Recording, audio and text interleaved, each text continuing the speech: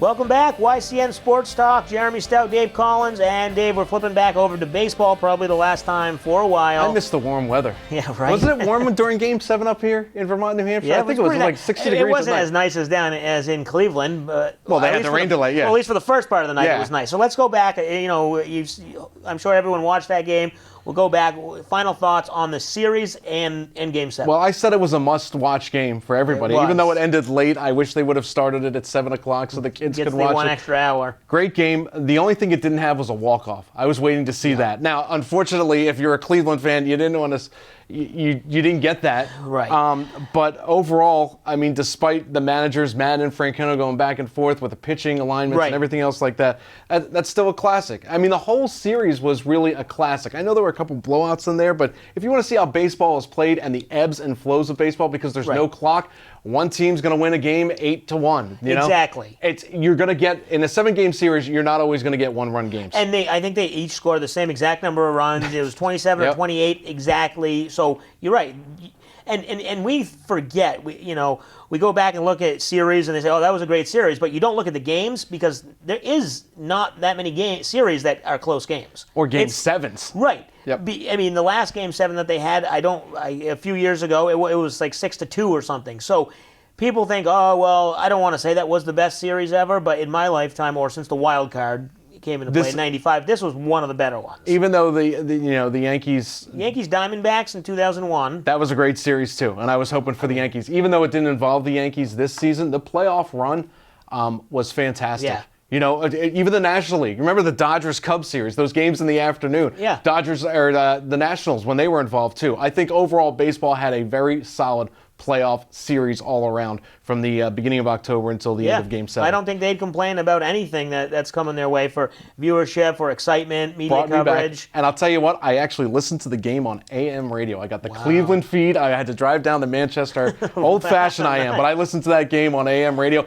I got home for the 10th inning, so I put it on TV, but it was very exciting. That's pretty exciting, to listen. Yep. Okay, so the two managers, we touched on them briefly. We're not going to spend a lot of time. Both very good managers, but did it seem like they were overthinking things in Game 7 and they just were trying to manage just to manage?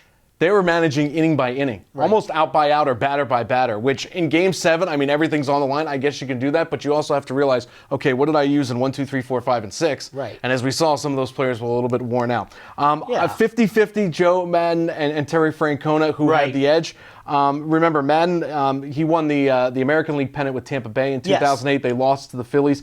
Francona hasn't had much success with an NL team. He managed the Phillies in the mid-'90s, but he had zero talent. Didn't have much luck there. Won with the Red Sox and could win maybe next year with the Indians. Right, so it'll be interesting to see who comes out better and who's more ahead. I think the Cubs are set up better for the long term. They have a lot of young players. Yep. But Cleveland, I think, if their pitching staff comes back healthy, I think they'll be great next year. So I do too. Be a good toss-up. And the X factor too. Keep in mind this name, Cespedes. Yeah. Who's on the Mets too. Where's he going to go? He bought a ranch in Port St. Lucie, which is the spring training home of the Mets.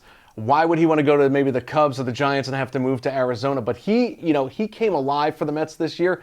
I think he has 1 or 2 good, really solid years before he starts to trail off. You always see it when, the veterans, they have a great year, you sign them and they fizzle out. I still think, though, he's at the top. He's got something left. Yep. Okay, we talked about the awards that will be announced next week and the finalists, which is basically the top 3 vote getters. Mm-hmm. It's not like the MLB cherry picks their finalists. It just happens to be they take the top 3. For MVP, Betts, Mookie Betts, Jose Altuve, and Mike Trout for the American League. Well, who you got? I want to say, first of all, congratulations to Brett Gardner winning a Gold Glove. I don't know how that happened on the Yankees. I do want to give credit to Mookie Betts, though, who wears the uniform right over there. Right Red there, Sox. right behind me. He got a Gold Glove. Remember, he started as an infielder, then center fielder, moved over to right field in Fenway Park, which is not that easy because, first of all, you're going to have balls flying over your head landing in the stands. Right. He managed to win a Gold Glove. I think, besides Ortiz, he was the second most important player on that team. Oh, yes, maybe no side by side with Pedroia because Pedroia's been there. Right, and here's the thing. I don't know who's going to get it. Betts probably has the favorite.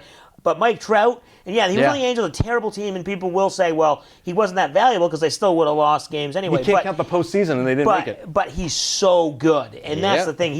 I don't want to say he's head and shoulders above Betts, but he's so much the best player in the league for the last 4 or 5 years, and if he only comes away with one MVP, we're going to look back and say, wow, that's kind of weird. So you've got other people stepping up. Look at Hanley. Oh, yeah. Hanley could win it next year, too, for the Red Sox. Hey, it's all about injuries, full-time too, DH. Jeremy. It's all about injuries, too, and who can stay healthy. And in the National League, quickly, I would imagine Chris Bryant gets that as he's going against Daniel Murphy and Corey Seager. Daniel Murphy, you wish the Mets still had him, huh? And they could lose Cespedes. I mean, look at that.